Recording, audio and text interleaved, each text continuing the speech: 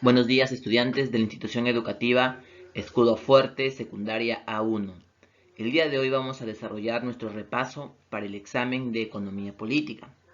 Desde el primer tema que hemos trabajado, que es la introducción a la economía política, hasta el último tema, si no recuerdo, es acerca de los factores de producción 2, ¿verdad? Hasta ahí vamos a trabajar el día de hoy. Necesito que estén atentos y concentrados porque de las diapositivas que yo trabaje y las preguntas que desarrolle el día de hoy son las que van a venir en su examen y ya en los próximos días se les informará las formas o las modalidades de cómo poder evaluar. Pero nuevamente repito, recalco, atentos a la clase de hoy porque es lo que va a venir en el examen. Puedo yo realizar de repente preguntas de juicio crítico para que tú respondas o también algunas preguntas que hemos trabajado en el módulo. Pero, como les digo, son las que están aquí en estas diapositivas. Por eso vamos a comenzar. Bienvenidos nuevamente a esta nueva forma de poder explorar los conocimientos y aprender cada día más. Comenzamos entonces. Repaso para el examen el día de hoy. El primer tema que nosotros trabajamos es acerca de la economía política. ¿Y cómo definíamos a la economía? Lo definíamos como una ciencia social que estudia los recursos naturales para producir bienes y necesidades, ¿verdad? Y poderla satisfacer. Quiere decir que el ser humano aprovecha los recursos naturales, que valga el término redundante, la misma naturaleza le da, para que pueda fabricar bienes y éstas puedan venderlos a los usuarios, ¿verdad? Con la finalidad de poder satisfacer sus necesidades. Tenemos también la división de la economía, ¿verdad? Tenemos que se divide en economía positiva, es lo que es, tal como lo muestra, y la economía normativa es lo que debería ser. Dentro de la economía positiva tenemos la economía descriptiva. Se encarga de la recolección de datos, descripción y clasificación de los hechos económicos. Tenemos, por ejemplo, ahí el INEI, que es el Instituto Nacional de Estadística e Informática. Tenemos también el Ministerio de Economía y Finanzas. Y en la teoría económica transforma los hechos observados en generalizaciones lógicas. Ahí están todo lo que son las teorías, las leyes y los modelos económicos.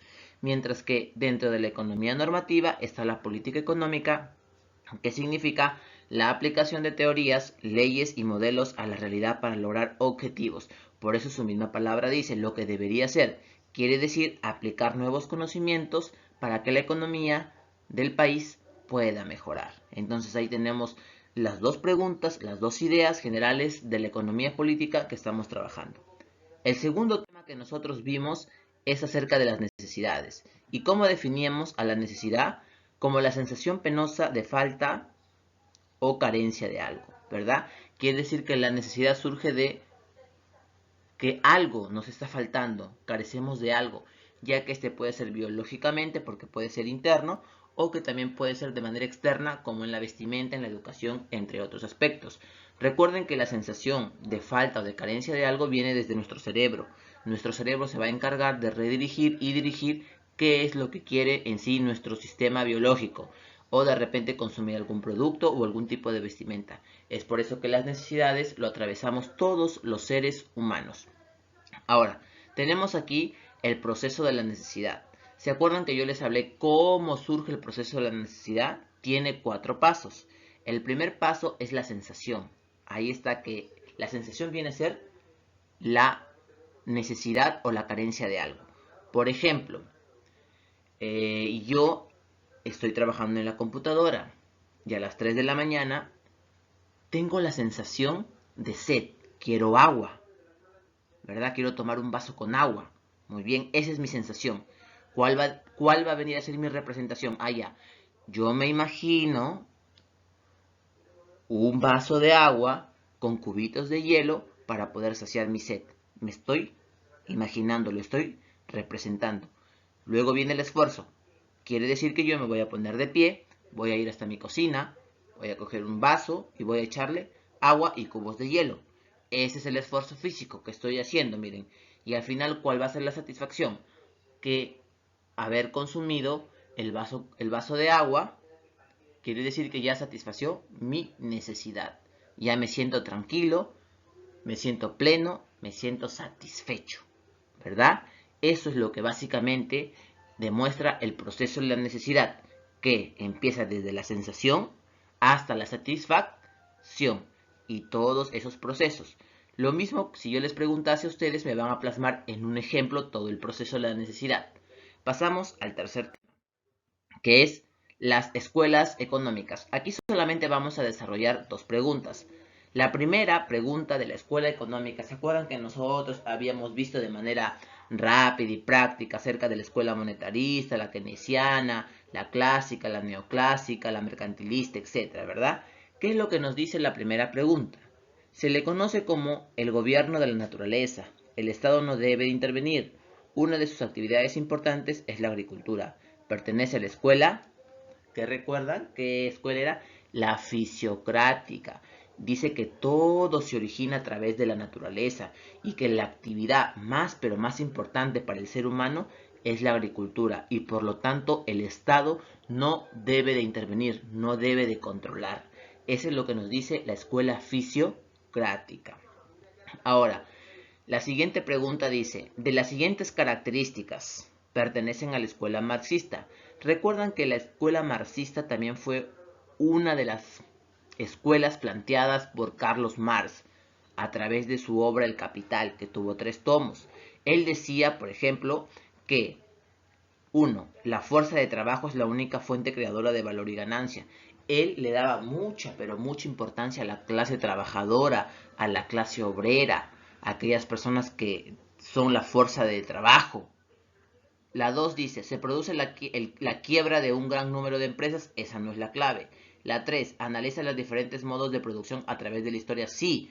Analiza todo el proceso, desde cómo se inicia el trabajo, desde unos inicios hasta la actualidad.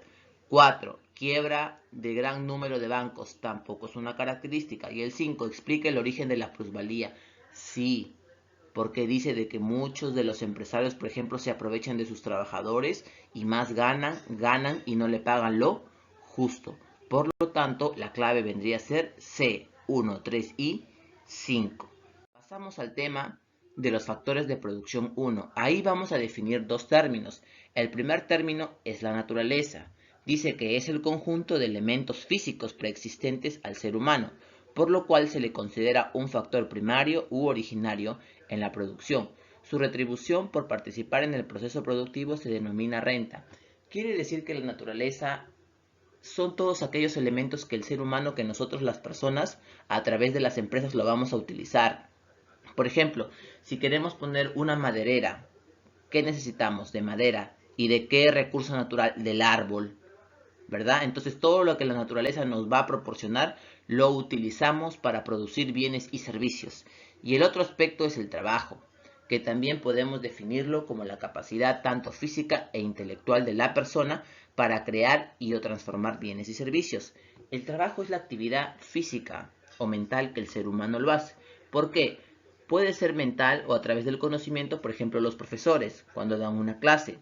Y puede ser física, por ejemplo, las personas que trabajan en construcción o las personas que trabajan en carpintería, que hacen uso de su esfuerzo físico, ¿verdad? Entonces hay dos formas, pero a las dos formas se le va a considerar como trabajo, ¿verdad? Y finalmente tenemos el tema de los factores de producción 2. Ahí vamos a definir el término capital. Dice que es el conjunto de bienes económicos de producción. El capital incluye máquinas, edificios, fábricas, carreteras y todo bien físico que constituye un medio de producción. El capital es la inversión. Una empresa, para que pueda funcionar o para que pueda crecer o para que pueda avanzar, necesita invertir capital, necesita de invertir dinero. ¿Para qué? Para comprar toda su maquinaria para poder producir los productos. Si no tuviese capital, no va a producir los productos. Por lo tanto, el capital es muy importante para que sus empresas vayan creciendo cada vez más. Y finalmente tenemos el Estado. El Estado actúa como un consumidor y como un productor más, y obtiene ingresos y realiza gastos. El Estado se va a encargar de supervisar lo que la empresa o lo que las empresas hacen a través de la SUNAT, que es la Superintendencia Nacional de la Administración Tributaria. ¿Qué es lo que va a hacer el Estado a través de la SUNAT? Ya, si tú vas a poner tu empresa, tienes que pagar tus impuestos, ¿verdad? Entonces toda empresa tiene que ser formal, tienen que pagar sus impuestos, tienen que estar al día. ¿Para qué? Para que la empresa pueda funcionar, si no simplemente se clausura el negocio, ¿verdad? Entonces, estudiantes, es así como hemos trabajado esos 5 temas prácticos. El primer tema, la economía política. El segundo tema, las necesidades. El tercer tema, las escuelas económicas. El cuarto tema, los factores de producción 1. Y el quinto tema, factores de producción 2, ¿verdad? Entonces, vuelvo a recalcar, todo lo que se ha explicado el día de hoy de forma breve, práctica y sencilla es lo que va a venir en su examen. Por eso, a repasar, a releer estas diapositivas. Recuerden que hay 2 formas que vamos a evaluar. Bueno, en el caso mío, o les puedo hacer preguntas de juicio crítico. Por ejemplo, ¿qué opinas acerca tú de la economía? ¿O qué entiendes por economía? O alguna u otra pregunta más. Y la modalidad o forma de evaluar ya les avisaremos con anticipación.